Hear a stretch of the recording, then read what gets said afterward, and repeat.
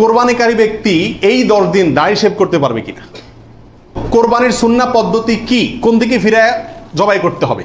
কোরবানির ভাগীদারদের নাম জপা কোরবানির পরে এটা জরুরি কিনা?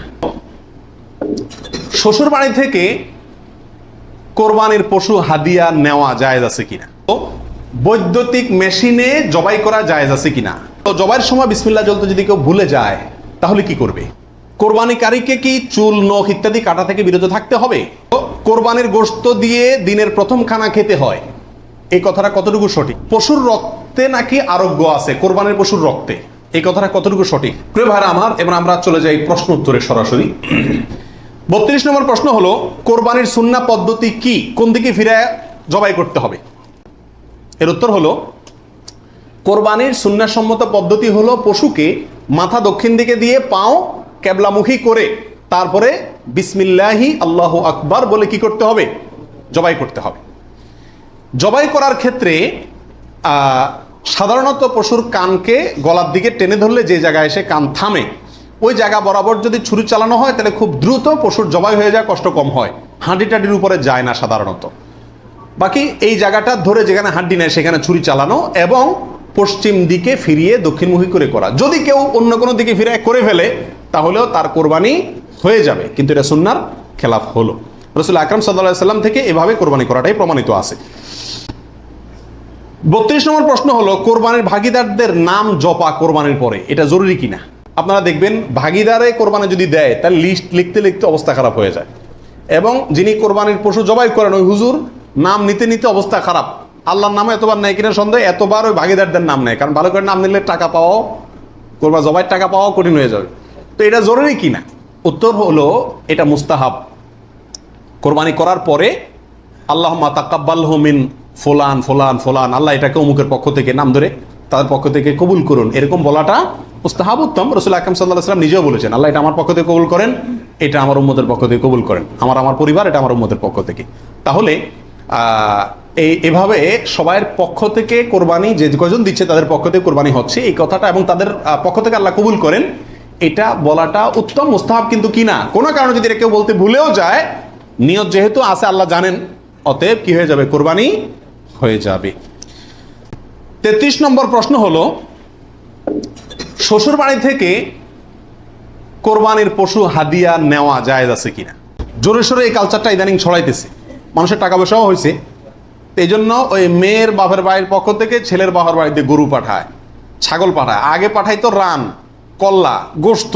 এখন গোশত, কল্লা আর রানে জামাইরাও খুশি না আর বাপ মাও দিয়া সন্তুষ্ট না, এই জন্য পাঠায় ডাইরেক্ট গরু বা ছাগল। এটা জায়েজ আছে কিনা? উত্তর হলো, যদি হাদিয়া হিসাবে দেয় তাদেরও সামর্থ্য আছে, অভাব নাই, আর এটা লোকচক্ষু ভয়ে অথবা সমাজের মানুষের বলার ভয়ে বা অন্য কোনো কারণে না দেয়, এমনি আসলে হাদিয়া দিছে, তাহলে তো হাদিয়া নেওয়া তো জায়েজ আছে, বরং সুন্নাত। কিন্তু যদি এটা হয় যে না দিলে জামাই কি বলবে, জামাইয়ের মা খোঁচাবে, অমুকরা খোঁচাবে, তমুকরা খোঁচাবে, এসব কারণে যদি দেয় তাহলে সেটা গ্রহণ করা জামাইয়ের পরিবারের জন্য কি হবে না? জায়েজ হবে না। এবং এটা খুবই বাজে একটা কালচার। উচিত তো হলো জামাই বাবা জিয়ে শাশুড়ির জন্য, শ্বশুর বাড়ির জন্য গরু ছাগল পাঠানো, এটা হলো উচিত। কারণ তারা সারা জীবন এই মেয়েটাকে বড় করে লাখ লাখ টাকা ইনভেস্ট করে মানুষ করে আমাকে দিয়ে দিছে, আমি বছরে বছরে একবার করে তাদের একটা গরু ছাগল দিতে পারলে ভালো হয়। খবরদার আবার শ্বশুর বাড়িতে দিলেন, বাহর বাড়িতে কিছুই দিলেন না, অনেকে আছে শ্বশুর বাড়ির অন্ধ, আবার সেটাও আবার সঠিক না। ব্যালেন্স রাখতে হবে, আল্লাহ তৌফিক দান করুন। 35 নম্বর প্রশ্ন হলো, বৈদ্যুতিক মেশিনে জবাই করা জায়েজ আছে কিনা?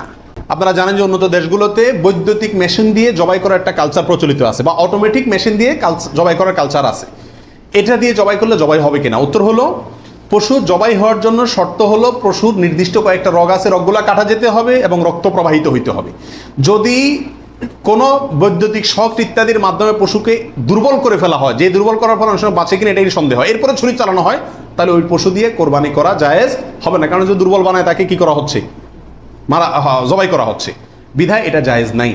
আর যদি ছুরি দিয়ে করা হয় এবং মানুষের হাত না লাগে এবং বিসমিল্লাহ বলা হয়, মুসলমানে সুইচ চালায়, তাহলে সেক্ষেত্রে ছুরি দিয়ে যদি জবাই হয়, কাটা যায়, তাতে কি হবে? কোরবানি হয়ে যাবে ইনশাআল্লাহ, এবং জবাই বিশুদ্ধ হবে। 35 নম্বর প্রশ্ন হলো, জবাইয়ের সময় বিসমিল্লাহ বলতে যদি কেউ ভুলে যায় তাহলে কি করবে?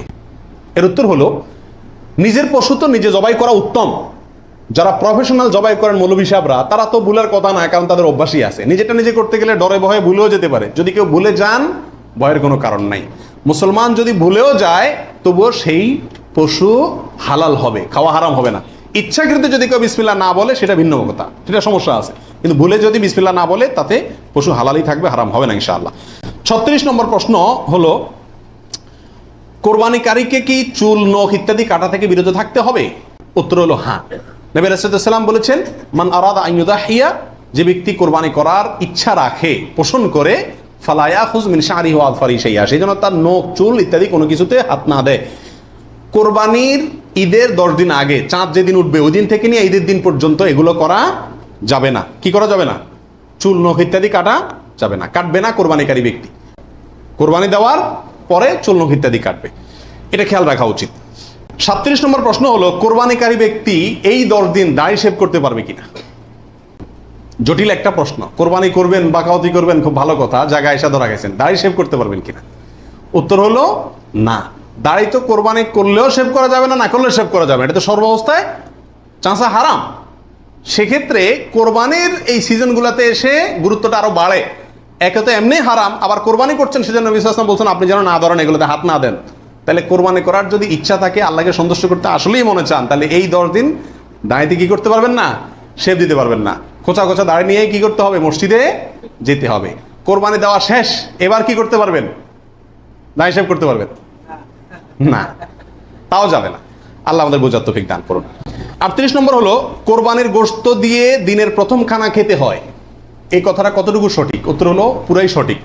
রাসূল আকরাম সাল্লাল্লাহু আলাইহি সাল্লাম থেকে বর্ণিত হয়েছে যে তিনি ঈদুল আজহাতে, ঈদুল ফিতরের ব্যতিক্রম করতেন। ঈদুল ফিতরে কিছু একটা মিষ্টি খেয়ে, খেজুর টেজুর খেয়ে তারপরে ঈদগাহে যেতেন। আর ঈদুল আজহাতে সারাদিন কিছু খেতেন না, কোরবানির পশুর গোশত দিয়ে প্রথম খানা খেতেন দিনের। অতএব আপনি গরু দেন, ছাগল দেন, যেটা দিয়ে কোরবানি করেন, দিনের প্রথম খানা কি দিয়ে হওয়া উত্তম? ওই গোশত দিয়ে হওয়া উচিত। গোশতটা তো আল্লাহকে দিয়ে দিয়েছেন, আল্লাহর নামে জবাই করছেন, আল্লাহ আপনাকে হাদিয়া দিয়েছেন। এই জন্য আল্লাহর হাদিয়ার আগে একটু পেটটা খালি রাখেন, আকর্ষণ করে খান, তাহলে ইনশাআল্লাহ সেটা আপনার জন্য, আপনার আল্লাহর হাদিয়াকে আপনি মূল্যায়ন করলেন, সেটা প্রমাণ হবে। 39 নম্বর প্রশ্ন হলো, পশুর রক্তে নাকি আরোগ্য আছে, কোরবানির পশুর রক্তে, এই কথাটা কতটুকু সঠিক? কোন কোন এলাকাতে আমি নিজের চোখে বহুবার দেখার দুর্ভাগ্য হয়েছি, অনেকে দেখা যায় কোরবানির পশু জবাই করার সময় রক্তগুলা একটা বাড়িতে করে নিয়ে যায় গরম গরম, এরপরে নিয়ে পোলা পানিরে খাওয়ায়। এটা খাওয়াইলে বলে অনেক রোগ বালাই ভালো হয়। বুঝাচ্ছে কথা? এটা সম্পূর্ণ কুসংস্কার।